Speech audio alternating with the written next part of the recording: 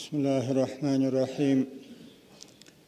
الحمد لله رب العالمين، والصلاة والسلام على سيد المرسلين وعلى آله وأصحابه أجمعين. فأعوذ بالله من الشيطان الرجيم. بسم الله الرحمن الرحيم. يا أيها الذين آمنوا استعينوا بالصبر والصلاة إن الله مع الصابرين. الآية: كل نفس ذائقة الموت. صدق الله العلي العظيم وصدق رسوله النبي الكريم ونحن على ذلك من الشاهدين. وبعد،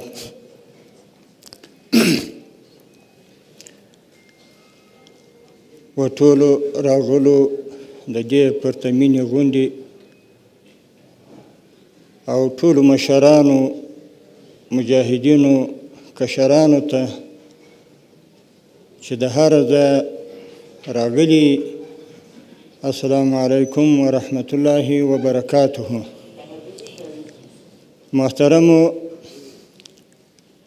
لکه څنګه چې زموږ د امیر المؤمنین ملا محمد عمر مجاهد رحمه الله سره څنګه تعلقات و، د شهید منصور صاحب سره هم موږ د یوه انډیوالۍ بیخي داسې کشر و چې په هغه وخت کې تقریبا د ده ږیره بلا نه وه چې یو هسپتال و، د جرمنیانو هسپتال یې بوله، نو په هغه کې امیر المؤمنین رحمه الله سترګه مبارکه هم په شهادت رسېدلې وه، نو د هغه علاج په دغه ځای کې کېدی.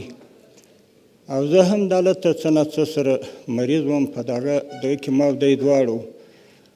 نو محترم منصور صاحب محترم په هغه وخت کې دلته یو دوه نور مجاهدین وه، دا وخت د روسانو سره د جهاد معامله وه، یو دوه طالبان زخمیان وه، نو دی د کوره څه پالنه کوله، خوراکي شیان بیا راوړله ورته، خو دغه د هسپتال چې کومه ډوډۍ وه شاید هغه به یا کمه وه یا به داسې وه چې پر دوی به لګېدل نه.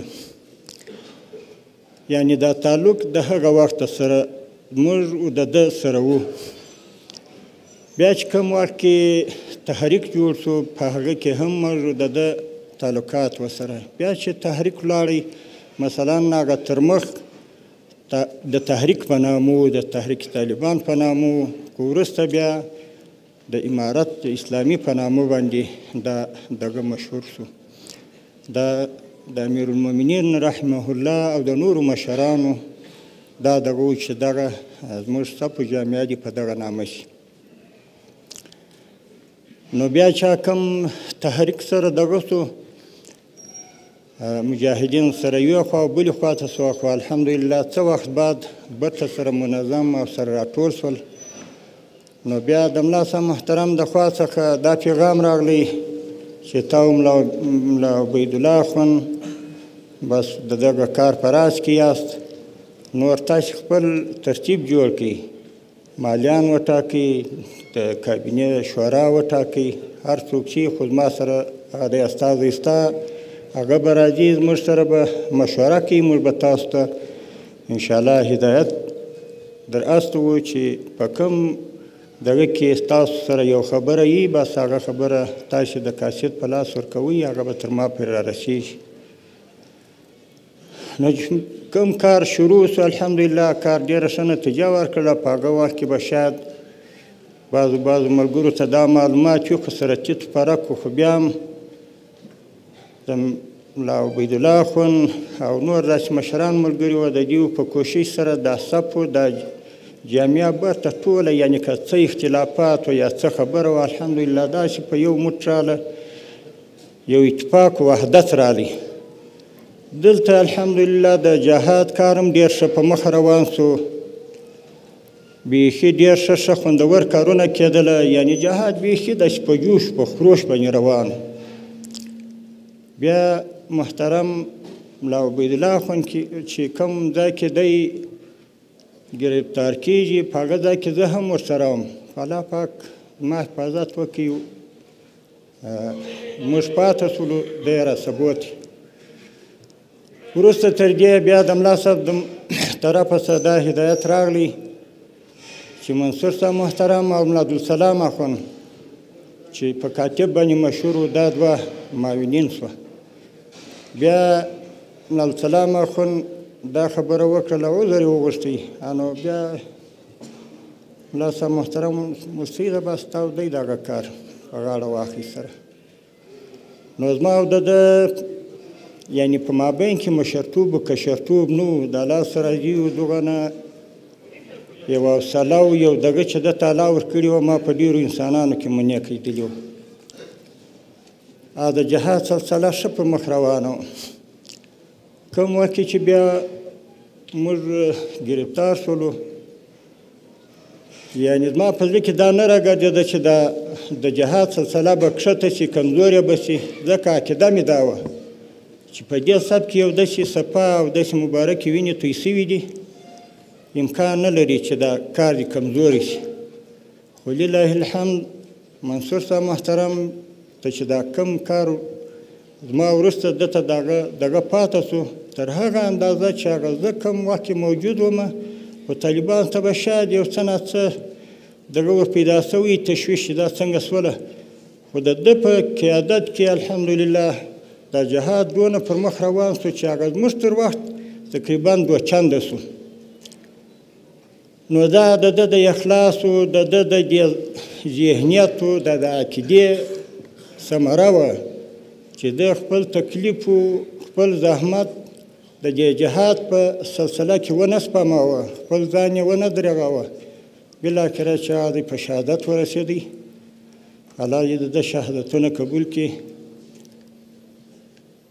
موږ ټولو دا کم اوس پاته سونکي مجاهدین چې دي که پر کار دي که په نه دي که په یو مسؤلیت کې راغلي دي که نه دي دا دې دا فکر وکړي چې په هغه وخت کې غیر له دغه مشهورو مشرانو څخه چې دا چې د قیادت مشران ملا صاحب مرحوم هم زه د شهادت لفظ ورته وایم منصور صاحب هم شهید دی نو نور هم مقصد مولا اختر محمد صاحب شهید سوی دی نور نظامی ملګري په شهادت رسېدلي دي په داخل کې استاد یاسر صاحب محترم هغه د تر اوسه پته نشته نو ډېرو مشرانو قرباني ورکړې ده په دې نظام کې. خو دا کوم مجاهدین چې اوس په یو مسؤلیت یا نه مسؤلیت کې دي هغه دې دا فکر نه کوي چې زموږ مشران اوس په یو داسې حالاتو باندې راله چې وسایي و استاني ورته مهیا ده داسې نه وي چې موږ یې د ذهنه ایستلي یا د فکره ایستلي. الحمدلله چې په هر ځای کې دي زموږ مشران په هغه وخت کې هر یوه د خپل سر ورسره شندلی و. دا معلومات ما ته شته چې زه کوم وخت کې د 8 کاله وم په هغه ځای کې خو معلومات راته کېدی. کوم مشران ملګري چې دلته اوس هم وجود لري هغه په میاشتو میاشتو هلته په داخل کې د دوی تر څنګ ګرځېده پر دوی پوښتنه کول د دوی اکمال کوه.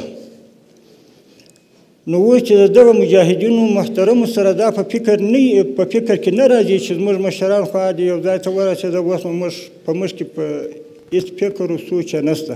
نه الحمدلله داسې نه ده. د هر مجاهد سره د هر مشر سره او د هر مجاهد مشر سره دغه فکر او دغه شته د خپلو مجاهدینو تکالیف و خپلو شهادتونه نه یری او نه به انشاءالله داسې وخت راشي ځکه دا یو داسې ثبت دی کوم وخت چې د امیرالمؤمنین رحمه الله د شهادت خبره وسوه مشر امیرالمؤمنین صاحب زه چې په کوم ځای کې وم یقینا دې ورځې خو دا د ماښام په لمانځه کې به ډېر سهو خطا راته پیښېدله. دغه سوچ فکر به و چې آیا دا به څنګه چې خو بېرته به مې اطمینان خپله زړه ته ورکاوه چې دا یو داسې ثبت یو داسې جامعه ده او داسې یو صفا پاکې وینې په دې کې قرباني سوي دي انشاءالله بېرته مې خپله زړه ته ډاډ ورکړي. خو الحمدلله د هغو مشرانو د شهادت او د هغه کشرانو د قربانیو د سرښندنو دا نتیجه ده چې موږ تاسې نن ورځ په یو داسې محفل په یو داسې غټ مجلس کې ناست یو د داسې ملګرو مجاهدینو سره باید داسې فکر پیدا نه شي. خدای پاک دې موږ تاسو ټولو مشرانو او کشرانو ته د ښه خدمت توفیق راکړي چې د خپل خدمت لپاره د خپل وطن د ملت او د دغه ځپلي ملت چې غربت، مسکنات، دربدري هر څه پکې پیښه شوې ده، الله پاک دې موږ تاسو ته دغه نیت و ذهنیت راکړي چې د هغو لاسنیوی وکړو، پر هغو باندې پوښتنه وکړو چې کوم شهیدان شوي دي، که هغه د دلګۍ مشر په قیادت کې شهیدان شوي دي چې د انډیوالۍ یو دغه یې ورسره په هغه باید هغه دلګۍ مشر خپل هغه د شهداو ملګرو پوښتنه او معلومات وکړي. که څه په جوب کې ورسره یې خو ښه خبره ده، که نه یې ورسره د خپل د یو اخلاقي خبره چې ورسره شریکه کړي د هغو هم یو ډېره دغه په دې باندې کېږي. نو موږ د کشرانو مجاهدینو، د مشرانو مجاهدینو او د مشرانو مسؤلینو څخه دا غواړو چې مشران ملګري پر خپل کشره طبقه باندې رحمت و شفقت وکړي او کشره طبقه بیا د خپلو مشرانو اطاعت او فرمانبرداري وکړي. نو نوره خبره نه اوږدومه، نور ملګري سته. السلام علیکم ورحمة الله وبرکاته.